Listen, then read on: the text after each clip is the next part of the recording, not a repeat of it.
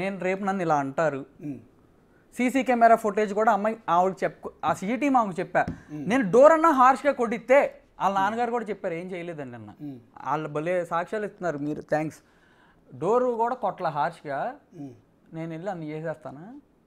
Okay, డోర్లు వేసుకుని లోపల కూర్చుని మెసేజ్ పెట్టా మా అత్తగారికి అప్పుడు కూడా, ఏమండి ఆ అబ్బాయి చెప్పాడు ఇలా జరుగుతుంది కదా, నాకు ఒకసారి నా కొడుకుని చూపిస్తే వెళ్ళిపోతాను అని చెప్పా. 10ంటికి వచ్చాను అన్నారు. అది ఓకే, ఒక్కసారి ప్లే చేయండి కంటిన్యూగా. నాకు యాక్సెస్ లేక కాదు, కేవలం అతను మారుతాడు. ఒకవేళ డివోర్స్ ఇచ్చినా నీట్గా ఇస్తాడు. జనవరిలో బాగానే తెగదెంపులు చేసుకున్నాం సార్ మేము కూర్చొని. అతనికి చెందేది అతనికి, నాకు చెందేది నాకు, యాలిమోని ఇవేం కాదు. వాస్తవంగా మేము పెట్టుకున్న వాటికి ఎవరికి ఎంత చెల్లుద్ది. మేము ఇద్దరం కలిసి స్టార్ట్ చేసుకున్న లైఫ్ కదా, మేము ఇద్దరం బిజినెస్లో కూడా రిలేటెడ్.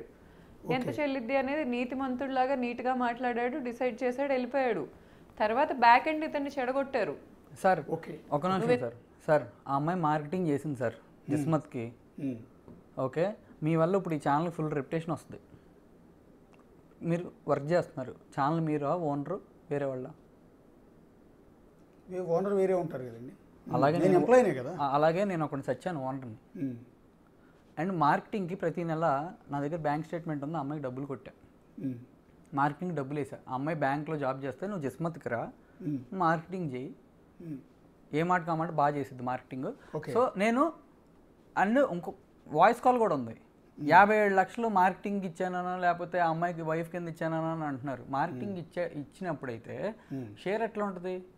పేమెంట్ తీసుకుంటే షేర్ ఎట్లా ఉంటుంది? జిస్మత్లో పేమెంట్ పక్కన పడేసి వర్క్ చేయాలి, అప్పుడు షేర్ అడగాలి. నా వైఫ్ అంటావా మొత్తం నీదే, నా వైఫ్ కాదంటావా నా కొడుకుది, నాదని నాకు అవసరం. నేను కష్టపడ్డాను పొద్దుంచి రాత్రి వరకు, సంవత్సరాల పాటు కష్టపడి దాన్ని నిలిపాను, బిజినెస్ని డెవలప్ చేశాను సార్. మీరు నాది లాక్కునే ప్రయత్నం వచ్చినప్పుడే ఆ అమ్మాయి నోటితో జిస్మత్ నేను పెట్టాను మీకు చూపించాగా సార్, ఎందుకు సార్ మళ్ళీ అదే ఆ అమ్మాయి నోటి మాటేగా. అది యూట్యూబ్లో ఉంది లింక్ కూడా. ఓకే, యూట్యూబ్లో ఉంది వేరే ఛానల్లో. ఓకే, ఒక్కొక్కరి కంటిన్యూ ఇంకా ఉన్నాయా పిసిఆర్? ఒకసారి ప్లే చేయండి, అదొక ఫైనల్ ప్లే చేయండి. ఇవ్వాలి, ఇవ్వకపోతే ఏం చేసిద్ది, మనకు ఆ మినిస్టర్ తెలుసు, మనకు వాళ్ళు తెలుసు, వీళ్ళు తెలుసు, ఒక ఆడది ఏం చేసిద్ది అనే పాయింట్లోనే నన్ను ఫిజికల్గా, మెంటల్గా, ఫైనాన్షియల్గా అన్ని విధాలుగా ఎక్స్ప్లాయిట్ చేస్తూ ఇప్పటికీ చేస్తున్నాడు ఫైనాన్షియల్ ఎక్స్ప్లాయిటేషన్. ఇప్పుడు మా డాడీ మరి వెనక సపోర్ట్ లేకుండా నేను సర్వైవ్ అవ్వలేను. అమీర్పేట మొత్తం బ్రాంచ్ నా పేరు మీద ఉంది. ఆ అమ్మాయి ఇన్స్టాగ్రామ్ పోస్ట్లో అమీర్పేట ఇల్లీగల్ అని పెట్టింది. చూశాను. ఎవరో తొక్కుతుంది. అమీర్పేట చెఫ్ని బెదిరించి తీసుకెళ్ళిపోయారు. పంజాగుట్ట స్టేషన్లో ఎఫ్ఐఆర్ ఫైల్ అయింది. వాళ్ళు కనపట్ల. ఎవరు దాచేసింది?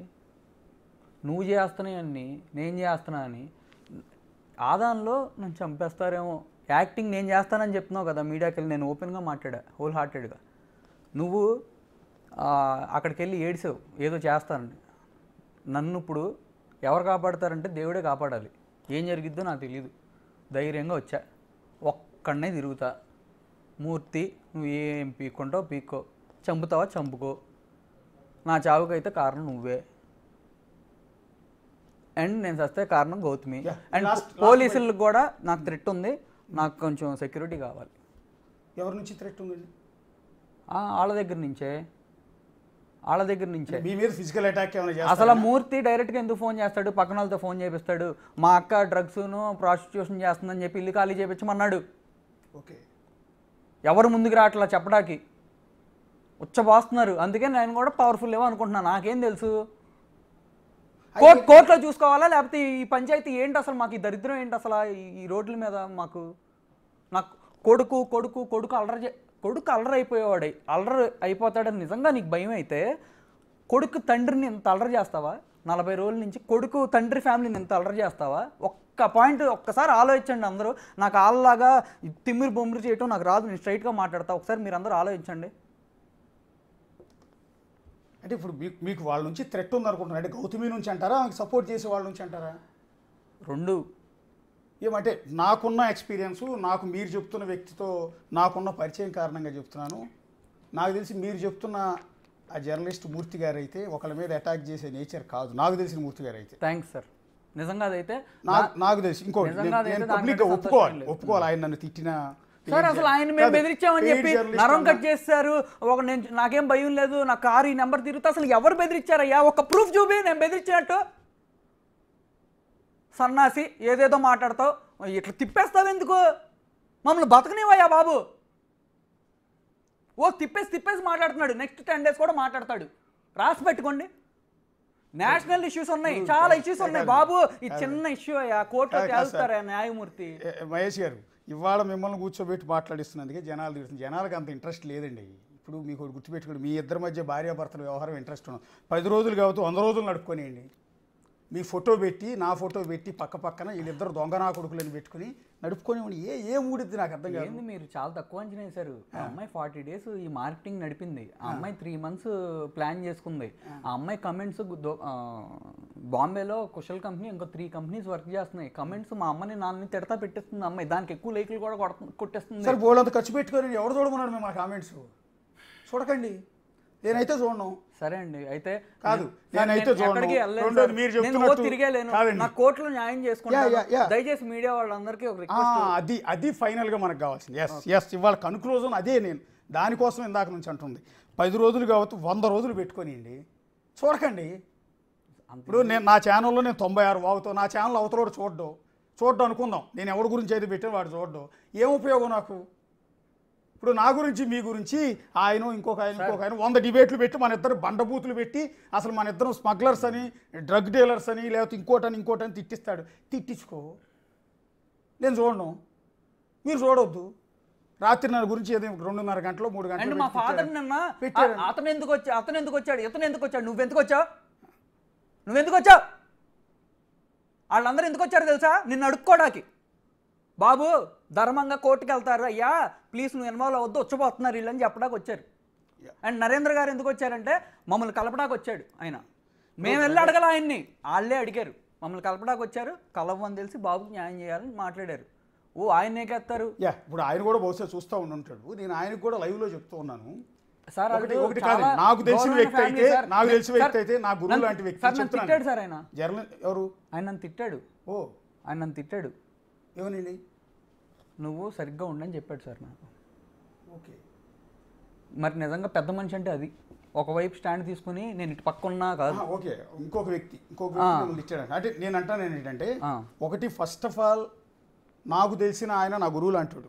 నేను మొహమాట లేకుండా పబ్లిక్గా చెప్తున్నాను. నాకు ఆయన పెద్ద పరిచయం తక్కువ ఉంటుంది కానీ అప్పుడప్పుడు మాట్లాడుతూ ఉంటాం. సో ఒకసారి ఉద్యోగం కోసం కూడా ఆయన నేను ఫోన్ చేసి చాలాసార్లు బతిమాలుకున్నానండి. అదే నాకు ఉద్యోగం లేనప్పుడు కూడా నేను ఒక ఛానల్ ఉద్యోగం ఇప్పించుకొని ఆయన నేను బతిమాలుకున్నా. మొహమాటమే లేదు, మర్చిపోకూడదు. రీసెంట్గా ఇంకోటి ఆయనకి నేను రీసెంట్గా కూడా కాల్ చేసి, సార్ నాకు వచ్చే జీతం సరిగా సెట్ అవ్వలేకపోతున్నాను, పిల్లలు పెద్దోళ్ళు అయిపోతున్నారు, నాకు ఆల్టర్నేటివ్ ఏమైనా ఇన్కమ్ సోర్స్ ఏమైనా చూపించగలుగుతారు అంటే, ఏ పిఆర్ కానీ లేకపోతే ఏ కార్పొరేట్ కంపెనీలో అడ్వైజర్ లాంటి పోస్ట్ ఉంటే మీకు తెలిసిన పెద్ద వాళ్ళు ఉంటారు, ఏమన్నా నాకు ఇప్పించకూడదు, నాకు వచ్చేది సరిపోవట్లేదు ఆయనే బతిమాలుకున్నా. నేను రీసెంట్గా కాదు, ఒక 3-4 నెలల క్రితం. తప్పే ఉంది, ఎన్ని ఒప్పుకోవాలి. కాకపోతే నాకు తెలిసిన వ్యక్తి అయితే, ఇప్పుడు మీరు ఇన్ని అలిగేషన్ చేస్తున్నారు కదా, ఆయన ఏంటంటే ఖండించట్లేదు అంటే తెగ బాధపడిపోతున్నాను. నేనేమంటాను, నాకు తెలిసిన వ్యక్తి అలాంటి నేచర్ కాదు. ఒకరికి హెల్ప్ చేసే నేచరే కానీ ఒకళ్ళ విషయాల్లో జోక్యం చేసుకునే వ్యక్తి కూడా కాదు నాకు తెలిసినంతవరకు. అయితే ఆయనకు పెళ్లి కూడా కాల, ఒకటి చెప్పేది, ఆయన పెళ్లి కూడా చేసుకోవాలి. ఆయన కెరీర్లో కూడా నాకు తెలిసినంతవరకు ఎవరి దగ్గర డబ్బులు తీసుకున్నాడని కానీ లేకపోతే ఎవరైనా బెదిరించాడని ఎప్పుడూ లేవు. ఆయన దగ్గర ఆ నేచర్ లేదు. ఇంకోటి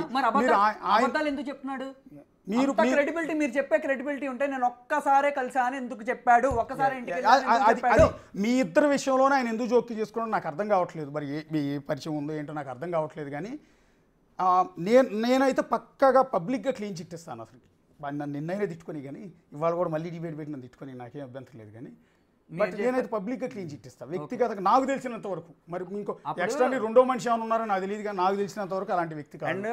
రెండోది, మీరు ఆయన నుంచి థ్రెట్ ఉందని మీరు అంటున్నారే, ఆయన తరపున నేను వైట్ పేపర్ మీద నేను ఇప్పుడు రాసి నేను సంతకం పెట్టిస్తాను. ఇవ్వండి, మీకు ఎలాంటి హాని ఆయన నుంచి ఉండదు. ఇవ్వండి, నాకు ఆయన మీద అంత కాన్ఫిడెన్స్. ఇవ్వండి సార్. ఇస్తా, డెఫినెట్గా ఇస్తాను. ఓకే, ఎందుకంటే నేను ఆయన వెనకేసుకొచ్చే ఉద్దేశం కాదు. నన్ను చాలా బదనం చేశాడు ఆయన రాత్రి, కానీ నాకేం కోపలేదు. ఆయన గురువు శిష్యుడిని అనొచ్చు, తప్పేం లేదు. గురువు అంటే మీన్స్ నేను ఆయన దగ్గర ఏం పని చేయలేదండి, గుర్తుపెట్టుకోండి, మర్చిపోయా. గురువు అంటున్నాను కదా అని చెప్పి ఇష్టం అంతే. జర్నలిజంలో ఇష్టం అంతే తప్ప నేనేమో ఆయన కింద పని చేయలేదు, ఇద్దరం కలిసి ఎక్కడ కూడా పని చేయలే. సీరియస్లీ సార్, కాకపోతే ఒక గౌరవం ఉండేది.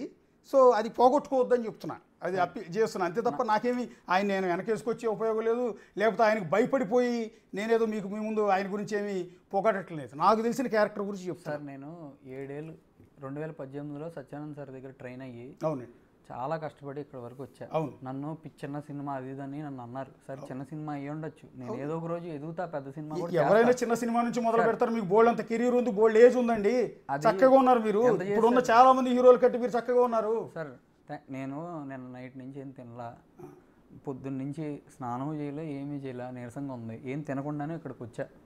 నాకేం అర్థం కావట్లా ఏంటి అసలు. ఒక నిమిషం మీరు చిన్న బ్రేక్ తీసుకోండి, చిన్న బ్రేక్ తీసుకోండి, ఒక చిన్న బ్రేక్ తీసుకోండి పీసీఆర్. ఒకసారి బ్రేక్ తర్వాత మళ్ళీ డిస్కషన్ కంటిన్యూ చేద్దాం. ఇది ధర్మ మహేష్ని వెనక్కి వేసుకొచ్చి సపోర్ట్ చేసే ఉద్దేశము, లేకపోతే గౌతమి గారిని కించపరిచే ఉద్దేశం మాకు ఎలాంటిది లేదు. అమ్మ గౌతమి, నువ్వు లైవ్ చూస్తూ ఉండుంటావు, నువ్వు నాకు చెల్లెలు లాంటిదానివి. నేను ఒక వయసు ప్రకారం చూస్తే నాకు 43, సో బహుశా నీకు 30 ఏళ్ళు కాబట్టి నాకన్నా చాలా చిన్నదానివి కాబట్టి నాకు చెల్లి లాంటిదానివి. నువ్వేదో అంటున్నావు అమ్మ పెయిడ్ పిఆర్ అది ఇదని. బాబు ధర్మమహేష్ గారు మీరేమైనా డబ్బు దేవతలిస్తే నాకు మా చైర్మన్ గారు కూడా కింద చూస్తూ ఉంటుంటారు, మా మేనేజింగ్ డైరెక్టర్ ఎడిటర్ గారు సతీష్ గారు కూడా లైవ్ చూస్తూ ఉంటుంటారు. ఇవ్వదలిస్తే పబ్లిక్గానే ఇవ్వండి బాబు, చాటుమాటుగా ఒక ఫోన్పే లాంటివి చేయొద్దు. మీరు నాకు లంచం ఇచ్చి కొనాలనుకుంటే ఇక్కడే కొనండి పబ్లిక్గానే, అర్థమైందా? మీరు నన్ను కొన్నారు, మీరు పిఆర్ చేశారని మీకు నాకు పరిచయం ఉందా? మళ్ళీ ఒకసారి క్లారిటీ ఉంది. మీకు నాకు ఇంతకుముందు ఎప్పుడైనా పరిచయం ఉందా? మీ నాన్నగారికి నాకు ఎప్పుడైనా పరిచయం ఉందా? ప్రూవ్ చేసుకోక్కర్లేదు sir. First of all yeah